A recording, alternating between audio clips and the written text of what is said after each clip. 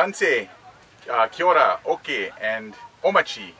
This is the Indigenous Spark Podcast. My name is Ron McHugh, and we're here in the Enoch TP Village. And I have my guest today from Brazil. Can you please introduce yourself?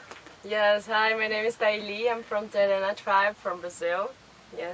Right on. And you're here for the 2017 World Indigenous Nations Games. Yeah, the second one. Yeah, the second one. That's right. The first one was in Brazil. It was in your country, hey? Yes, it was. Yeah. It was 2015, and now we are here in Canada for the second edition. Yeah, and so eminently, I think we're going to be going to the closing ceremonies, right? So it's been an exciting 7 days of games. Yes, it was like really amazing, even with a lot of difficulties that a lot of countries had to come to Canada. We are here together, and we were celebrating the entire week with the competitions and being together, you know. This was really important. No doubt.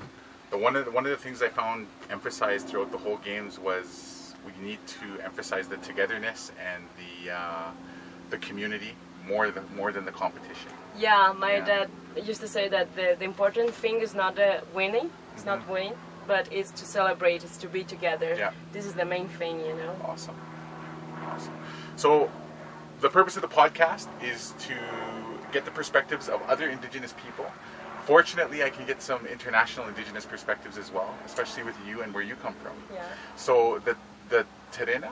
Terena, yes. The Terena tribe. Where in Brazil would you say it's located by, or where if you could give a location? Okay. Yeah. So we are in the center south of Brazil. We are in the state of Mato Grosso do Sul, in the south Mato Grosso, and we are we do border with Paraguay and Bolivia. Oh. So center south of Brazil. Really Yes. close. So is there Terena tribal people in Paraguay and also in the other countries? Historically, anthropologists say that we came from Paraguay and then we came up for Brazil. Oh, yeah. okay. But this was like a long time ago. But we have like I could say genetic family that came from the Chaco, from this region. Yes. Wow, that's fascinating. There's a lot of anthropological, historical stories as well of Indigenous tribes that are here in the prairies as well. On my mom's side, there was the Soto people that came from Sault Ste. Marie in the Ontario area and moved with the fur trade. Oh. So yeah, we do have a rich history as Indigenous people. We're not necessarily tied to the land where we're at immediately, but to the land where it is. Yes. Yeah, yeah. So what are the issues facing the Indigenous people of your region? Like, what would you say are the most pressing issues facing your people? Land demarcation. Land demarcation. Like, land. What's the word? Demarcation. Like demarcation. Yeah, the territory being recognized that it's indigenous. Oh, okay. Like the territory issues. Yeah. Like my people, like Terena tribe, we have this problem of land because we are all like around by farmers and the agribusiness, you know. And we deal with this problem because a lot of our ancestral territory it's now taken by these farmers. But there is another tribe in Brazil that came from the same region as mine, that is the Guarani Kaiowá, that they are suffer much more than my people. Oh. Yeah, because they are suffer with the power, not like being poor. Yeah. Yeah, and they were removed from their traditional lands, and they are not like given support by the government. They don't have land. They are living right now in the road, like. Okay. Yeah, so they are suffering much more. But like the main issue for I think the entire populations, the indigenous populations in Brazil, is the territory. Territory. Yeah. Yeah. Okay. Territory. So here in Canada, we are having territorial issues as well. And for us, it's not agribusiness. It's usually the natural resource industry. So like oil and gas companies and all that kind of stuff. Pipelines are a really contentious issue with our communities as well. So I think we're kind of united like that in our struggle as Indigenous people we're in that eternal battle with those kinds of issues. Yes. Yeah. Is there what would you say are the issues that are facing your people besides that? Are there any other kind of issues that you think that you have to deal with as Indigenous people? Yes, I think Can you share those ones? Besides the land problem, the land issues, we have the cultural. We are losing our traditional, you know, like losing our cultural traditional. Like my grandmother generation, they have a knowledge that my generation we don't have anymore, you know. And when this generation of the grandparents died, we're gonna lose a lot of things because our knowledge is oral. Yeah. So we don't like have anything write it down, like to tell us what it is, you know. Yeah. And so I think this is the main thing, especially for the youth, to be like identifying yourself with the indigenous identity. So this is, I think, it's one of the biggest problems for my community. Extremely important. One of the things you'll see in our communities here, indigenous communities, is what I noticed was there's a poster and it says, every time an elder dies, it's like a library burning to the ground. Oh yes, exactly like this. Yeah, it's the same thing. The same thing. The same thing. Is there anything that your people are doing to preserve those cultures or to preserve those languages? So we are trying to work out, because since our region is we have a lot of problems with prejudice.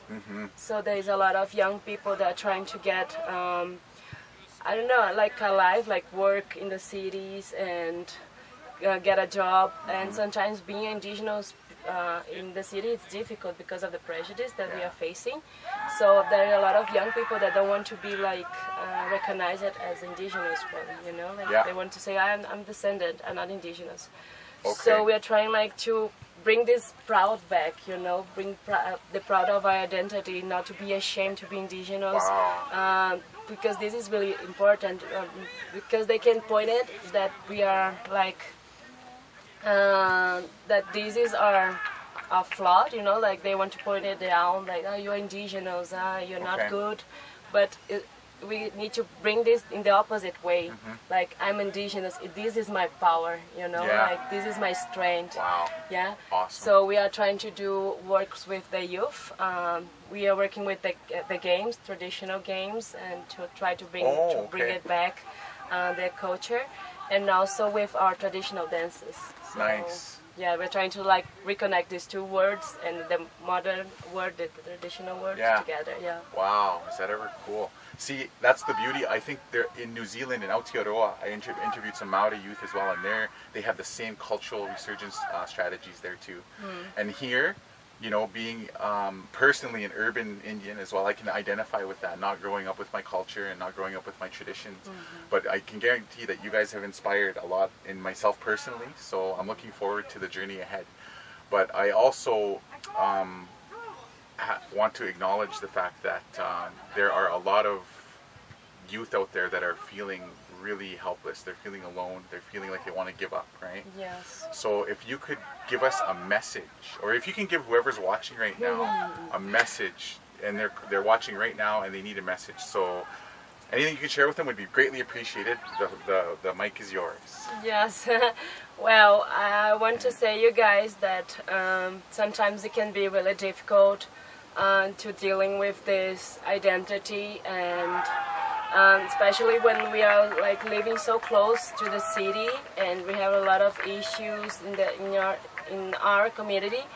But I want you guys to know that like you're not by yourself, you know, that it's important for you to remember that being indigenous people is like never being alone, because we live as a community, we live as a family, and this is really important, because sometimes we can like sometimes forget and feel alone and nobody will understand us, but you're not alone, you know, like we have a lot of problems with suicide in Brazil also, not in my community, but in Brazil, and we're trying to like bring it back, this identity, like be proud of yourself. Our parents, our grandparents, our ancestors, they fought a lot during this entire years since the time of the colonization, and we survive it, you know. Don't give up because someone say you're not enabled to get in the university, or you're not enabled to get a job, or because of the color of your skin, they're gonna like treat you bad, you know. Think of these things, it's to empower you. Like my color, I'm so glad that I have indigenous blood, that I'm not by myself, that I have my grandparents to be supportive, and especially try to bring it back, your spirituality, because this is where our strength is, our power is, because we never like walk by ourselves. I can be here, he can be here, but we are not like alone. We have our ancestors right now to support us, so don't give up. Yes. Right on.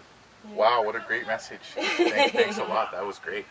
Yeah, so looking forward to continuing this podcast in the future, and I hope that the work that you're doing, please keep us updated on the work that you're doing. I want to share it with the viewers, and because I think as Indigenous people, we all have ideas that we can share on an international level as well. For sure. Yeah, in New Zealand, in Colombia, here in Brazil, in Canada, we can all come together and share with one another the way that we can help our people become happy, become wholesome communities that are full of identity and confidence for the future. Yes, this is true. Right on. Good. Well, until next time, this is the Indigenous Spark Podcast. Hi, hi. Hi, hi, ano po ya kwet. Right on.